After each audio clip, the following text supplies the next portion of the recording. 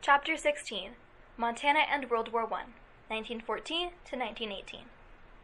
The big picture. Montana sent a higher percentage of soldiers, money, and resources to World War I than any other state. At home, people worked harder, produced more, and lived on less. Meanwhile, some Montanans turned against their neighbors in one of the most complicated episodes in Montana history. Imagine you are one of 12 children on a homestead on Sarpy Creek east of Billings. One day, you watch your father hauled into court. A few neighbors testify that they overheard your father say that even if he were drafted, he would not go to war. That day, your father is sentenced for 2 to 4 years in the state prison for sedition, future conduct that encourages rebellion against the government. After that, your mother loses the family homestead because she cannot make bank payments. You and your 11 brothers and sisters are sent to orphanages. Some of them you will never see again. Could this ever happen in Montana? It did happen to the family of Faye and Sarah Rumsey and their 12 children, and to others as well. It was 1918. The world was at war. American soldiers were dying in Europe. Here at home, a drought was just beginning to parch the land, starve out the homesteaders, and drive most of Montana's farmers to despair. And then Americans started dying of influenza, first by the hundreds, then by the thousands. It was a complicated time, one of the most complex chapters in Montana's story. People viewed their world with hope and optimism, and progressive reform swept Montana and the nation. See Chapter 15. Yet at the same time, fear and suspicion turned many neighbors against one another. The U.S. government sent soldiers to fight for freedom, while sending its citizens to prison for exercising their freedoms. At the same time that Montana gave individuals a stronger voice in government, it also sent people to prison simply for expressing commonly held opinions. A terrible conflict lay at the center of these puzzles: worldwide war. 1914. War begins in Europe. In 1914, a young Bosnian killed Archduke Ferdinand of Austria. You might not think a murder thousands of miles away would have a big effect in Montana, but it did. Ferdinand's assassination triggered a string of events that quickly escalated into a world war. The war in Europe created a sudden demand for Montana's metals, lumber, and wheat. Great Britain and France were traditional allies of the U.S., so the U.S. began shipping an enormous amount of food and materials across the Atlantic Ocean to help England and France. Montana's mines, sawmills, and farms all increased production to meet the demand. And in Miles City, the U.S. Army's Cavalry Remount Station, where military horses were bred and trained, leapt into action, treating 10,000 horses for the war, more than any other army post in the country. Should the U.S. join the war? At first, the U.S. tried to talk both sides into peace. Both England and Germany began pressuring the U.S. for military help. Then in 1915, a German submarine torpedoed the British-owned passenger ship Lusitania, killing 1,198 passengers, including 128 Americans. Germany also sank several U.S. merchant ships. The deaths of Americans shifted public opinion. Many people felt that the only way to stop Germany was to join the war and fight on the side of England and France. On April 6, 1917, Jeannette Rankin strode into the halls of Congress to vote on whether or not the U.S. should join World War I. She was one of Montana's 2 congressional representatives, and the first woman ever elected to the U.S. Congress. See Chapter 15. The nation watched this woman to see what she would do. Most of Rankin's friends supported the war, including her brother Wellington, who was her closest advisor. Feminists wanted her to show that women could be as tough as men. Yet Rankin had run for Congress because she believed that if women gained political power, they would stop wars. She did not want to be the first woman in American history to vote for war. When her turn came, Rankin stood up. "I want to stand by my country, but I cannot vote for war," she said. Only a few other members of Congress shared her view, and the resolution to enter World War I passed overwhelmingly. Rankin's vote enraged Montanans who felt passionately that America should go to war. The Helena Independent called her a crying schoolgirl. Many agreed with President Woodrow Wilson, who said that right is more precious than peace, and that the U.S. was fighting to make the world safe for democracy. Not all Montanans supported the war. Many homesteaders were German immigrants who loved their homeland. Many Irish people also opposed the war. England had been trying to take over Ireland for centuries. The last thing Irish Americans wanted was to risk their lives to fight for England. And Montana's pacifists People who are opposed to violence for any reason. Also opposed war. The IWW, Industrial Workers of the World, labor union, opposed the war too. IWW members, also called Wobblies, saw how much money factory and mine owners could make from the war. They called World War I a rich man's war. The working class already gave its sweat to make the company owners rich. Why should they sacrifice their lives too? The war, and people's differing attitudes about the war, plunged Montana into a time of widespread tension, drumming up support for the war. President Wilson knew that most Americans were not sure about entering the war, so he created the Federal Committee for Public Information. This office produced propaganda, information designed to persuade people of something, encouraging men to enlist in the military, and urging everyone to support the war. The committee flooded the nation with posters, flyers, advertisements, magazine articles, even Hollywood movies, depicting heroic soldiers and the noble cause of the war. Then the president asked each state to create a council of defense. These councils worked at the state level to recruit soldiers, encourage farmers to increase food production, and increase public support for the war. Montana Governor Samuel V. Stewart created the Montana Council of Defense. This council formed smaller councils in each county. Many towns also formed loyalty committees to sell Liberty bonds, saving certificates that the government sold to raise money for the war, and to encourage everyone to support the war. Individual businesses hung propaganda posters in their windows and workrooms. In 1917, just about everywhere you went, you would see some reminder of the importance of the war. 1917. Montana goes to war. When asked to give to the war effort, Montana gave. More than 12,500 Montanans volunteered for military service. The government, overestimating Montana's population, drafted another 28,000. Nearly 40,000 men, 10% of the state's population, went to war, a greater percentage than from any other state. American Indians across the country sent a high percentage of men too. Many Indians were not technically U.S. citizens, so at first they had to fight for the right to enlist in the military. Eventually, 12,000 to 15,000 American Indians served in the war. Military service offered young men action, employment, and much-needed income. It also offered something they found nowhere else in mainstream majority society: status. Crow Chief Plenty Crew encouraged young Crow men to enlist. This is your chance to prove that you are warriors, just as your fathers and grandfathers were in the old days, he told Crow youth. But this is a new day, with new ways of counting coup and proving your manhood. You are Americans, the first Americans. Be proud of that. Farms expand to feed the war. The war turned Europe's farmlands into battlegrounds and its farmers into soldiers. As a result, some European countries suffered a serious food shortage in 1917. They turned to America for their food. The increased demand drove Montana's wheat prices sky high. The government and local banks encouraged farmers to go into debt to expand their farms. Farmers plowed up as much land as they could to plant more wheat.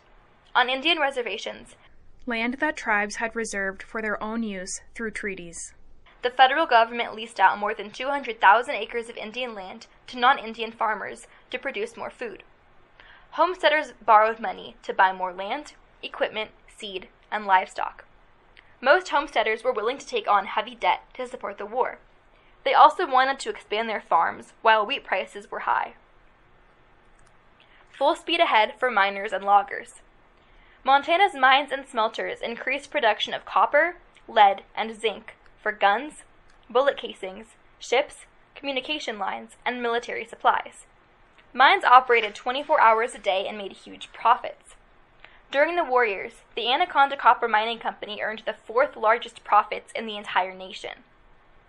To keep profits high, the company pressured the miners to put rock in the box, to move ore, rock containing precious metals, as fast as they could. New mining technologies like air drills and steam-powered hoists, devices for lifting, helped to speed production. These new machines allowed mines to hire more unskilled labor. But dangerous machines and inexperienced workers also caused far more industrial accidents. See Chapter 15. Wartime inflation, higher prices, increased the cost of living and ate up more of the miners' paychecks than ever, while the company's profits skyrocketed. miners' wages did not rise enough to keep up with inflation. The price of food in Butte increased 41% in 2 years. Rents doubled. Most miners had to borrow money just to live. The miners grew poorer and poorer, even though they were working harder and faster than ever. The logging industry, too, quickened its pace to supply lumber for ships, airplane hangars, and military construction. Loggers and mill workers worked long days. They slept in almost unbearable work camps with bedbugs and lice. New machines, like an overhead cable system for moving logs, improved efficiency, but they required experience and skill to operate well. With so many new unskilled workers, injuries increased. Montana gave in other ways, too. While farmers planted bumper crops and miners worked extra shifts to support the war effort, women around the state formed Red Cross auxiliaries. They rolled bandages, knitted socks, and planted victory gardens to produce their own food, so that more agricultural products could go to the war effort. The government even asked everyone in the nation to eat less, so more food could be sent to soldiers at the front. Families ate cottage cheese instead of meat, and used cornmeal instead of flour. They scrimped on butter and sugar. Nearly everyone bought Liberty bonds. Each bond certificate had a guaranteed interest rate. When buyers cashed in the bonds, usually after 10 years, they got their money back plus interest. Through Liberty bonds, the government could borrow money from the people to fund the war. Bond drives also made people feel as if they were helping the war effort. Patriotism builds. With 40,000 of its sons at war, and so many resources committed to the war effort, Montana sizzled in a patriotic fever. Newspapers trumpeted praise for the war effort, and for the company which supplied the military. Will Campbell, editor of the Helena Independent, was more strident, strong and urgent, than most. Campbell, who also served on the State Council of Defense, wrote fiery editorials condemning anyone who did not support the war. He accused foreigners of being spies. He whipped Montanans into a frenzy of suspicion. On September 9, 1917, Campbell wrote, "Are the Germans about to bomb the capital of Montana? Do our enemies fly around over our high mountains, where formerly only the shadow of the eagle swept?" He offered $100 to anyone who could spot German aircraft circling over Helena. Editorials like this made people start fearing one another. Patriotic fervor, passion, swept across Montana. At a Patriots' Day parade in Lewistown, former Congressman Thomas Stout announced that the nation could not tolerate people who were neutral about the war. "With their sacred honor and our liberties at stake, there can be but two classes of American citizens, patriots and traitors," he shouted at the crowd. A few patriots go to extremes. County committees of the Montana Council of Defense began patrolling for spies in their communities. They encouraged people to report anyone who seemed suspicious, foreign, or unpatriotic. Suspicion spread among neighbors and townspeople. Neighbors began reporting one another for offenses like not buying enough Liberty bonds. One man was turned in just because he spoke German and seemed to have a lot of money. A teacher in Rexford in Lincoln County was fired because he did not buy war bonds. The state revoked his teaching credentials. In Lewistown, the sheriff prohibited foreign-born citizens from even talking about current events in public. In Helena, U.S. Attorney Burton K. Wheeler began receiving reports, 10 a day he said, of disloyal citizens who had spoken out against the war. Wheeler dismissed most of these reports as gossip, but the reports increased, and so did pressure on Wheeler to prosecute people for speaking their opinions. Fear and suspicion laid the groundwork for what happens next. Butte explodes. Just before midnight on June 8, 1917, a fire in the Speculator mine caused the worst disaster in the history of hard rock mining. A shift boss working deep in the mine leaned forward to inspect a damaged electrical cable, and accidentally lit the cable's cloth insulation on fire with the headlamp on his hard hat. Flames swept up the mine shaft from timber to timber, fanned by the mine's ventilation system. The main shaft became a fountain of flame, incinerating, burning up 2 miners in the hoist cage. A steel elevator that took men down into a mine. The fire pressed smoke, carbon monoxide, and other poisonous gases into every corner of the mine. Some men died from the gases before they knew what had happened. Others formed human chains to feel their way into crosscuts, where tunnels intersected with passageways to adjacent mines. But concrete bulkheads, walls dividing shafts belonging to different mines, blocked their escape. Manholes, Iron escape holes. Required by state law for just such emergencies had not been installed. When miners' bodies were found, many of their fingers were scraped to the bone from trying to claw around the concrete. The disaster killed 168 miners and injured dozens more. Men wrote farewell notes to their wives and children on scraps of paper and tucked them into their own pockets before they died. The speculator mine disaster enraged the miners of Butte. As laborers gathered to mourn the dead, they organized a new labor union called the Metal Mine Workers Union. It was formed to replace the Butte Miners Union, which was mostly controlled by the company. See Chapter 10. The Metal Mine Workers Union pledged to avoid violence. They demanded better working conditions and a raise from $4.75 per day to $6 per day. They asked for regular safety inspections and manholes in every bulkhead. They also demanded an end to the rustling card system, the Anaconda Company's system of requiring a company-issued card before a miner could get work, which was the company's way of controlling its employees. Under the rustling card system, anyone who caused trouble for the company or demanded better working conditions lost his rustling card and could not work. On June 11th, the miners of Butte went on strike, an organized protest in which workers refused to work. Butte's other trade unions joined them. By the end of June, 15,000 men were on strike. They shut down the Anaconda Copper Mining Company. The company refused to bargain with the new union. It called union members unpatriotic. It demanded government protection, claiming that the strike directly harmed the U.S. war effort. And since the company also controlled many of Montana's newspapers, it made sure that most news articles told the company's side of the story. According to the company-controlled newspapers, Butte miners had no real complaints. Instead, the newspapers blamed the strike on outside troublemakers and called labor unionists traitors. Because there were so few independent newspapers, most Montanans never heard the miners' side of the argument. They believed what the newspapers said. Frank Little, death of a wobbly. Into the middle of this conflict came a leader of the IWW named Frank Little. People called Little half Cherokee, half white, and all wobbly, because he was so dedicated to workers' rights. He spoke on street corners about better working conditions and about free speech, the constitutional right to speak out in favor of change. He also condemned the war. He said that poor men were fighting and dying just to make rich men richer. Little's appearance agitated Butte even more. He infuriated company supporters. He also enraged patriotic union laborers who supported the war. On August 1st, 6 men burst into the rooming house where Frank Little slept.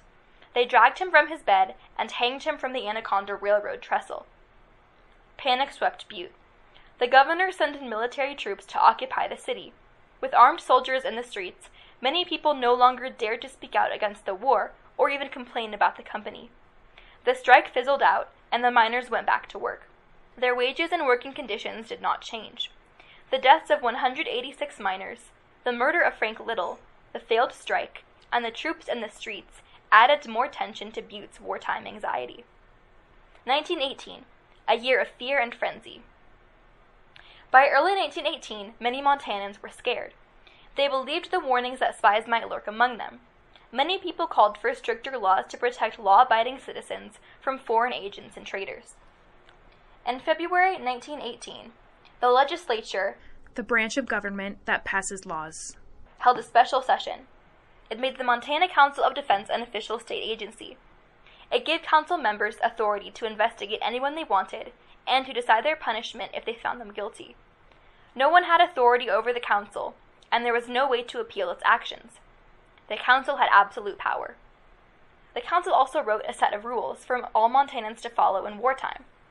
These rules prohibited activities like parades, dances, public assemblies, even building outdoor fires. They required any man who did not have a full-time job to register with local authorities as a vagrant, a bum or a slacker. The council prohibited speaking the German language in schools, churches, or even at private gatherings.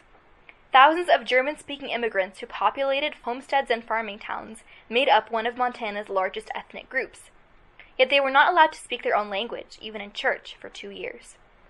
The State Council of Defense primarily attacked socialists, the IWW, and the farmers' organization called the Nonpartisan League. See Chapter 15. It also targeted pacifists and people of German ancestry, and were especially hard on Mennonites, who were pacifists and spoke German. Montana Sedition Law. The 1918 legislature also passed a series of unusual laws in Montana. One was a gun registration law, requiring all citizens who owned guns to register them with the county sheriff. Another was the Montana Sedition Law. This law made it illegal to say or write anything critical of the federal or state government, the military, the war, or any war programs. This law made it illegal to express opposition to the war in any way. One reason the sedition law was so significant was that it directly opposed the First Amendment to the U.S. Bill of Rights. The First Amendment protects people's rights to free speech and to practice religion in their own way. Have you ever criticized the government, a law, or a rule? Imagine going to jail for saying those things. You might be accused of sedition under this 1918 law. 200 Montanans were arrested, and 41 served time in the state penitentiary. Some were sentenced to 20 years or more, and paid fines from $2,000 to $20,000. $26,000 to $260,000 today. One of them was Janet Smith, a Powder River County homesteader's wife and the postmistress of Sale. She was accused of saying to neighbors that she wished people would protest the war and that she would rather turn her livestock out into the crops than help the government. Janet Smith was sentenced to 5 to 10 years in prison. Janet's husband, W.K. Smith, was turned in for refusing to attend Red Cross meetings. One neighbor testified that when a local boy was killed at war, Smith had said, "What do you expect? That's what you sent him away for, to get slaughtered." W.K. Smith was sentenced to 10 to 20 years and fined $20,000, equal to about $260,000 today. The council sold the Smiths' homestead to pay the fine. People quickly figured out that they could turn on their neighbors for any reason. They used the loyalty committee to settle feuds or to remove people from office they did not like. Ernest Starr, a homesteader near Hardin, was reading a letter in the post office when 15 loyalty committee members surrounded him and tried to force him to kiss the flag to prove his loyalty. "I will not kiss that thing," Starr said. "It might be covered with microbes." Germs. He was sentenced to 10 to 20 years, plus a $500 fine. Later in 1918, the U.S. Congress used Montana sedition law as a model for a federal sedition law. This federal law silenced public expression of anti-war opinion all across the country. Many historians now consider it one of the most widespread violations of civil liberties, fundamental individual rights, in 20th century America. Hysteria spreads. In Lewistown, the tension and fear exploded in one afternoon in March 1918. 500 residents gathered at the Lewistown Free High School. They took German textbooks from the school library, piled them in the middle of Main Street, and burned them as the crowd sang the Star-Spangled Banner. The crowd then rounded up citizens suspected of being disloyal. They threatened to hang one man and force several others to swear an oath of loyalty to the U.S.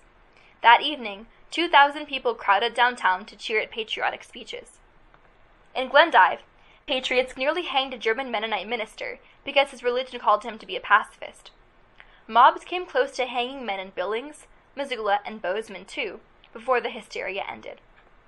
Similar events happened all over the country, even in the military. 4 Hutterite men who had been drafted refused to wear uniforms or engage in war activities because it was against their religion. Hutterites are people of German ancestry who share commitment to their pacifist religion and their communities. The 4 were sent to prison where they were tortured.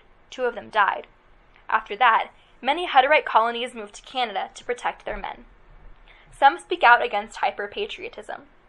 Not everyone was caught up in the hysteria of hyper-patriotism. Loyalty to a person's country taken to an extreme level. U.S. District Attorney Burton K. Wheeler refused to prosecute people for sedition based on false or unconvincing evidence. Even when he himself was hauled before the Montana Council of Defense, Wheeler stood his ground. He said it was not a crime to speak with an accent or to have an opinion. After that, Council of Defense members tried to get Wheeler removed from his position. Judge George M. Borkin of the Butte District Court refused to convict people for their opinions about the war. He believed strongly in the rights guaranteed by the U.S. Constitution. When a Rosebud County rancher was arrested for saying he was not in favor of the war, Judge Borkman found him not guilty. Judge Charles L. Crum was a German-American district judge in Forsyth who strongly believed in Americans' constitutional right to free speech. He sometimes gave legal advice to people accused of sedition. This enraged members of the Council of Defense, who demanded that the legislature impeach bring charges against Judge Crum. In February 1918, the legislature removed him from office. In 1991, the Montana legislature voted unanimously to restore Judge Crum's name to honor. A strange and terrible illness.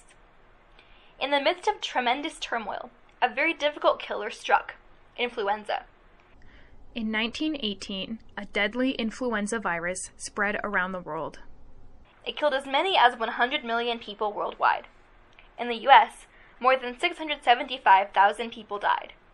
It was, and still is, the worst epidemic, rapid spread of disease, the U.S. has ever known.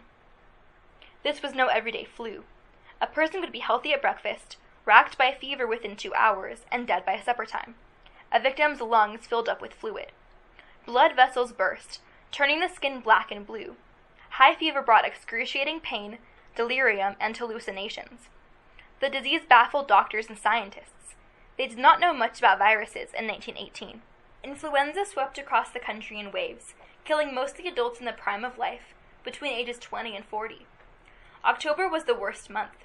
In 31 days, influenza killed nearly 200,000 Americans. Hospitals overflowed. Funeral homes ran out of caskets. Kids your age wandered the streets of cities, suddenly orphaned. In Montana, the flu spread along the railroads. In a span of 6 weeks beginning in late October, there were 20,000 cases reported, and 3,222 Montanans died. There might be 50 people sick in one town, and none at all in the next town over. People feared the virus, which killed mostly the young and strong. Some people thought it was a German plot to defeat the U.S. In Bozeman, a family named Brown lost 3 children, 11, 13, and 15 years old, in 2 days.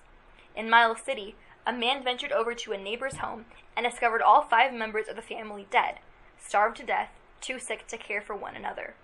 Towns turned hotels and saloons into hospitals. People took turns doctoring one another. In Choteau, Dr. Ernest Maynard visited victims tirelessly for days on end and did not lose one patient. Dr. Alfred Doge of Polson volunteered to go to Rapelje, where there were no doctors.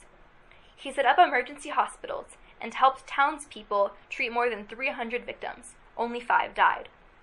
In Havre, Episcopal minister Leonard Chrysler checked in on remote farms and ranches. At one, he found an entire family of 11 with raging fevers. He heated water, bathed them all, changed their clothes, and left medicine, and they all recovered. The Montana Department of Health encouraged local officials to close schools, saloons, churches, and other places where people gathered. County governments disinfected public buildings, swept the streets, and told local businesses to shut down. Influenza hit hardest on Indian reservations, where most families shared tiny, poorly ventilated houses. Most of the Indian Health Service doctors were away at war. While American Indian adults suffered at home, their children were even more likely to catch the virus at the Indian boarding schools. The 1918 influenza epidemic killed more people than all the wars of the 20th century combined, and many times more than the bubonic plague of the Middle Ages. Fewer than 1,000 Montanans died on the battlefields of World War I, but 5,000 Montanans, 1 in every 100, died from influenza. Montana's death toll from influenza, as a percentage of the population, was the 4th highest in the nation. The nation digs in and moves on. World War I ended on November 11, 1918. The influenza epidemic sputtered out by January 1919. Montanans were elated that the U.S. and its allies had won the war, and were relieved that the epidemic was over, but they wondered what would happen next. Demand for the state's natural resources fell to its pre-war levels. Prices dropped, and people lost jobs. A devastating and long-lasting drought drove 70,000 homesteaders off the land. Many of Montana's homesteaders who might have survived the drought were driven under by their wartime debt. Soldiers returned from the war to find their farms ruined by drought, farm towns shriveling up, families destitute, and jobs hard to find. Many of them came back to homes where family members had died from influenza. A few, like the son of Janet and W.K. Smith, returned from war to find their parents in prison and their homesteads sold off. Bitterness between people was hard to stop once it started. Even after the war ended, Montana kept its ban on speaking German in public into the 1920s. Many American Indian war heroes returned to prejudice, a preformed negative opinion, and poverty at home. and no one arrested for sedition during the war was released when the war was over. All of them served out their sentences. The difficulties of this period challenged some people to their limits. Yet, at the same time, many people like the progressives were also working hard to improve society and make life better for their children. See Chapter 15. And over time, Montanans learned from past mistakes.